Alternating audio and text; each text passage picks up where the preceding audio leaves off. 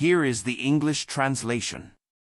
In his dazed state, Zhang Yuanqing felt something soft and full pressing down on him, making it a little hard to breathe. Opening his eyes, he saw a rounded, delicate face and a mischievous smile. Auntie whined. "You little punk, daring to stand me up. I'll smother you with my butt." She sat on her nephew's body, leaning forward and lifting her butt to slam down forcefully. Zhang Yuanqing was smothered into mumbling. Furious, he thrust up his back, flipping this woman over. Amidst Auntie's woe of surprise, he saw through the window that the sky was already dark. Unknowingly, he had slept from morning till night. Dinner time. Auntie lay sideways on the bed, using her lethal consecutive leg kicks on her nephew's butt. "Don't retaliate. I respect my elders and love the young. I won't stoop to your level." Zhang Yuanqing slipped to the edge of the bed and put on his shoes before leaving the room. The living room was filled with an appetizing aroma. Grandpa and Granny were sitting at the dining table eating. Grandpa had silver-white hair and a tall, thin frame. His face was stern without a hint of a smile. "How's the match I arranged this time?" Granny asked rather expectantly at the table. "Not bad, annual salary $1 million, corporate executive. I'm quite satisfied." Auntie nodded like a pecking chick. "You say that every time, yet you block every one of them." Granny jabbed her daughter's head fiercely with her finger, scolding. "Grow up a little. Think about how old you are." "Yes, yes." Zhang Yuanqing gloated from the side gleefully until his calf was fiercely kicked under the table by Jiang Yuer.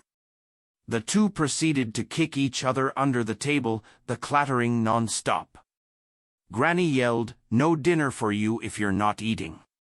Go back to your rooms." Zhang Yuanqing and Auntie immediately lowered their heads to gobble down food. "Granny, when will cousin be back?" Zhang Yuanqing asked. Uncle's family lived opposite them. Recently, uncle from a wealthy family and unrestrained auntie were overseas. During this time, cousin had dinner here. Said he's working overtime tonight, won't be back. Granny complained, always working like his life depends on it, completely opposite of his carefree dad. Overtime. Zhang Yuanqing failed to contain his disappointment as he mumbled an "oh." After dinner, Zhang Yuanqing and Jiang Yuer returned to their respective rooms, leaving Granny to clean up. Back in his room, Zhang Yuanqing locked the door and called his cousin. Since they couldn't talk face to face, a call would have to do. But a call couldn't convey as clearly as talking in person. The call connected quickly, but a switched-off message played from the speaker. "In a meeting?" Zhang Yuanqing resignedly hung up. As leader of a squad, cousin had a busy schedule and irregular meals and rest. Losing contact like this happened from time to time. He was used to it. Lying in bed, Zhang Yuanqing stared at the ceiling, letting his thoughts wander. Assuming Brother Bing's disappearance was man-made and their target was the black card, he had to be careful now. The safest method was handing the card to cousin to pass it up the chain of command. Given the administrative level of Songhai City Public Security Bureau, the influence of forces from Jiangnan Province was limited here. The problem was the black card had vanished. That was the biggest headache. Zhang Yuanqing scratched his head in frustration. A card that could disappear into thin air was chilling to even think about. Without retrieving the black card, there was no way to hand it to the authorities.